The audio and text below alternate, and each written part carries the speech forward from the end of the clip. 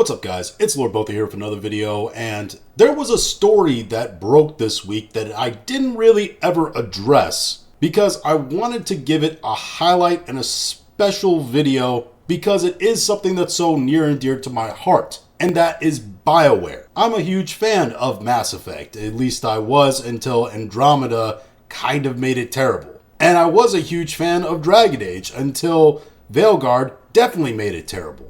And there's been news over the past month regarding Veildguard that's come out, and essentially the firing of pretty much everybody in the creative department that worked on that game. Anyway, if you don't know, let's get into the articles to give you some context. We'll start here with an article from IGN entitled Dragon Age developers reveal they've been laid off after BioWare puts full focus on Mass Effect. Key Dragon Age developers have announced they are leaving BioWare after the developer restructured to focus on the next Mass Effect. Now that's not 100% true, as the title just said. They're not leaving BioWare, they were laid off, which means that they were fired. On January 29, IGN had reported that BioWare had moved a number of the studio's developers onto other projects within EA as it focuses entirely on Mass Effect 5. General Manager Gary McKay said the studio is, quote, taking this opportunity between full development cycles to reimagine how we work. Given this stage of development, we don't require support from the full studio. We have incredible talent here at BioWare, and so we have worked diligently over the past few months, to which many of our colleagues with other teams at EA that had open roles that were a strong fit.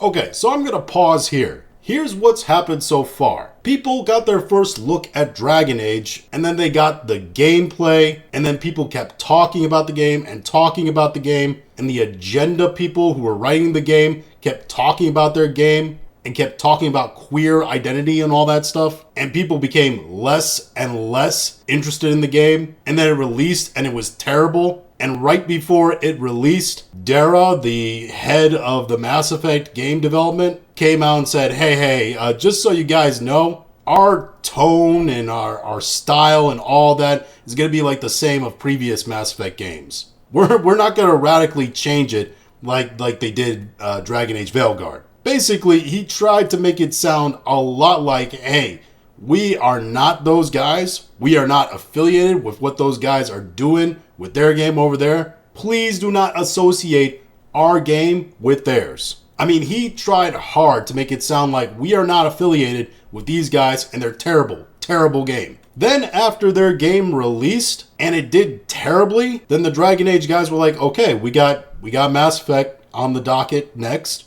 When do you guys want us to come over there and start working on it? And the small team of veterans already working on Mass Effect were like, And then the rest of the execs at EA were like, hey, how about you guys go work on some other projects? To which the Dragon Age team, and anybody that's really kind of loosely following BioWare, who knows they don't really have any other major projects besides Mass Effect 5 coming out, that Dragon Age team were like, well, wait, what other projects are you talking about? To which the EA execs were like, listen, anybody that's worked in food service or any kind of job like that knows that sometimes when you get idiots working with you, even when you're understaffed, even when it should be all hands on deck because you need the service to go right, like this studio needs Mass Effect to do well. Sometimes having that terrible idiot around that you know is going to screw stuff up and make things worse, it's better to just get rid of him. So you're like, how about you just go wash dishes, buddy? We'll be okay. That's what that statement on other projects was when it came to the Dragon Age developers. EA BioWare was taking the idiots that made Dragon Age and sticking them in the dish pit. Then the statement from the developers already working on Mass Effect quickly changed from, hey, we're not ready for a full team to come work on this game, to, hey, we already have enough people working on this game. It's going to be fine. We've already worked with enough talented individuals to do what we need to do. IGN understands that EA has already placed an unknown number of developers from BioWare into other equivalent roles within the company. That's that dish pit I was talking about. But a smaller number of Dragon Age team members are also seeing their roles terminated and being offered time to apply to other roles within the company if they so choose. Following the announcement, a number of BioWare developers took to social media to say they were now leaving the studio. Editor Karen West Weeks, narrative designer and lead writer on Dragon Age the Veilguard, Trick Weeks, and editor Ryan Cormier all said that they were looking for work, with producer Jen Chevery and senior systems designer Michelle Flam also confirming their exit. So basically the top guys over there at the actual designing and writing for BioWare were told, hey, kick bricks, which is a good idea because they wrote a terrible game and designed a terrible game. BioWare already suffered a round of layoffs in 2023, and the Dragon Age the Veilguard director Corinne Bush announced her departure from the studio last week. Yet don't let the door hit you on the way out. That woman spearheaded the movement that destroyed this franchise and put BioWare in the state that it currently is. Which, if they're cleaning house of all these weirdos now, I actually have to say thank you. Maybe it made BioWare come to their actual senses. IGN asked for specifics on how many individuals at BioWare were being impacted by this latest change, how many face potential layoffs, and how many remain at the studio, but EA's response was vague. Quote, the studio's priority was Dragon Age. During this time, there were people continuing to build the vision for the next Mass Effect. Now that Veilguard has shipped, the studio's full focus is Mass Effect. While we're not sharing numbers, the studio has the right number of people in the right roles to work on Mass Effect at this stage of development.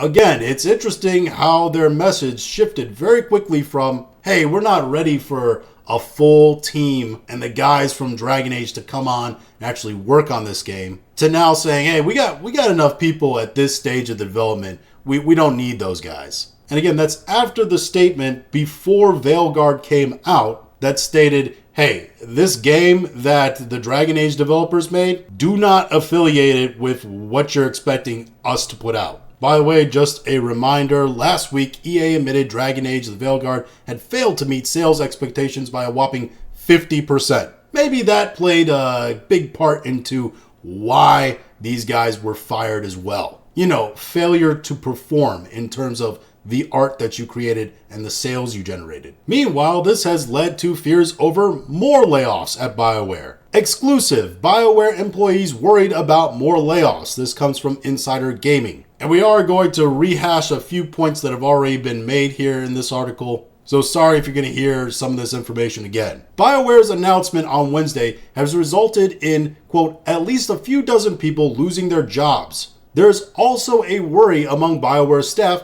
that more layoffs will be coming. The layoffs have many within BioWare concerned about more layoffs in the coming weeks and months. One current employee said they expect it to happen. Quote, it feels like we're waiting for another wave, said another. Yes, and you know why? Because when you're that idiot in the dish pit, it becomes probably very apparent to you and everybody else that you're getting squeezed out, that people don't want you around, that you're not needed at this position. And what probably happened is one of these lead people over at the Dragon Age team just asked the higher-ups at BioWare and EA, hey, are you ever going to actually put us on Mass Effect, or is this just a whole stall job? And they were probably like, yeah, this is a whole stall job. And then they were probably like, okay, just fire us so we can get a different job in the industry. And then that's what happened. The problem is with the giant goose egg that they laid that was Dragon Age Veilguard, nobody's going to want to hire them in this industry. Just kidding. There'll be some terrible woke leftist government-funded Dustborn style game out there in which Sweet Baby Inc. consulting company will be like, you need to hire these writers. And then they'll get hired on, and then what will already be a bad game will be made worse with these agenda-driven writers and agenda-driven designers. It's just the whole circle of this woke gaming lifespan. Meanwhile, there are some people actually defending those writers and designers of that god-awful game, Dragon Age Veilguard. One of them including an exec at Larian. Now, I like Larian. In fact, I love Larian. Baldur's Gate 3 is a generation-defining, amazing game, which is weird to say in 2025 when we don't really get those anymore. But that doesn't mean that his take right here on these Dragon Age Veilguard developers is an absolutely terrible one.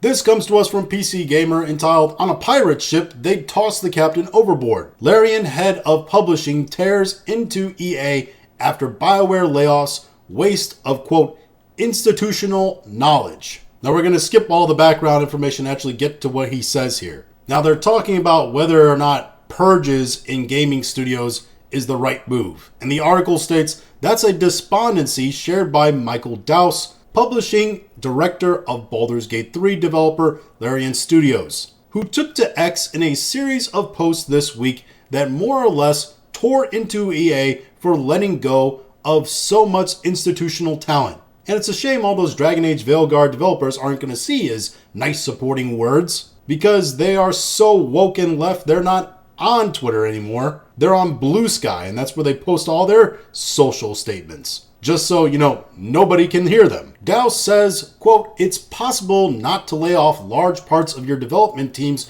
between or after projects. Critically, retaining that institutional knowledge is key for the next game. It's often used as an excuse to, quote, trim the fat, and to an extent, I understand that under financial pressure. But doesn't that just highlight how needless the aggressive efficiency of giant corporations is?" He continues to say, "I'd understand it if they were pumping out hit after hit. Perhaps you could argue it's working. But clearly, the aggressive streamlining layoffs aren't. It's nothing but cost cutting in the most brutal sense. It's always people lower down the food chain that suffer when it's clearly strategy higher up the food chain that's causing the problem. On a pirate ship, they toss the captain overboard." To make it absolutely clear, what I hate about the way layoffs are carried out is that they are done before decision makers know what to do with the studio, and not as a result of figuring out a direction. Now, a couple of things here. First, if this was any other studio and any other team, I'd agree with him. I'd say, yeah, you shouldn't cut experienced, knowledgeable workers from your staff to try to cut costs and streamline the process, especially when you've done so several times and it's not turning out good games. The problem is, it's not any other game studio. It's BioWare, and the people they're specifically exercising from the studio seem to be the agenda-based writers and designers. The people that specifically made Veilguard bad from a story narrative way and an overall design direction. Listen, he can complain that layoffs harm institutional workers that have been there for a really long time. But if those institutional workers, A, are not producing, and B, have obviously become compromised in terms of injecting their politics and social cultural belief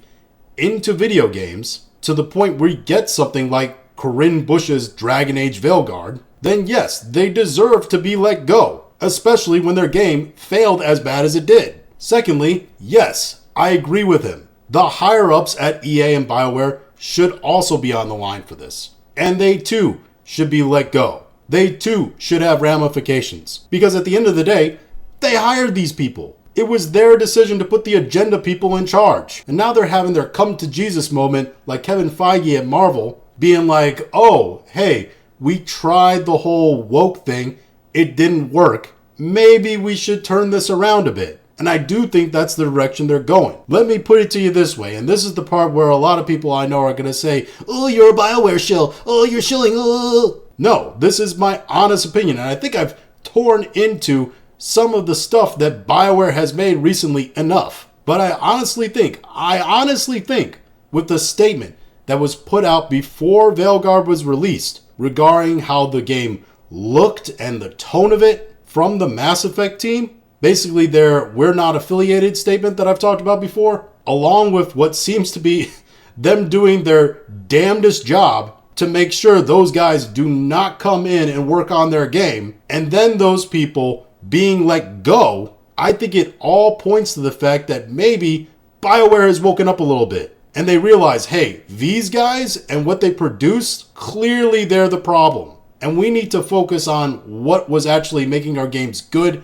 and working for us, and have those veterans who are already working on the Mass Effect game be the only guys that touch this. that we need to trust in those institutional workers, right, that are writing and designing this game, and not and I'm going to be honest, most of those lead designers and writers at Veildguard, they may have been institutional, but as I said, they were ideologically compromised in terms of shoving their agendas into their art. They don't need to be anywhere near this. Get them out of here. Get them away from here. All they've done is cause pain to our studio. And now our veteran workers that don't have agendas that they want to put into our game, they're having to work twice as hard to make sure that this game is good, because we can't put more people on the game because they're compromised and they're going to make it terrible. The thing is, now that this studio is hyper-focused and they do have a smaller team of veterans who aren't, as I've seen, agenda compromised in terms of their narrative and design, we just may get a good Mass Effect game. And if we get just one good Mass Effect game, one good BioWare game, the studio could be saved. All it takes is one massive hit for a studio, and most studios can be turned around by that, because then they become investable. Then EA has a reason to keep them around. And I really do hope they do keep BioWare around, because BioWare created some of my most favorite games of all time, some of the best narrative games of all time. And I really hope they do so again. But those are just my thoughts on all this. If you have your own thoughts, go ahead and leave them in the comments. If you liked this video, go ahead and like, share, and subscribe. If you didn't like this video, appreciate you watching all of it. And we'll talk to you again later.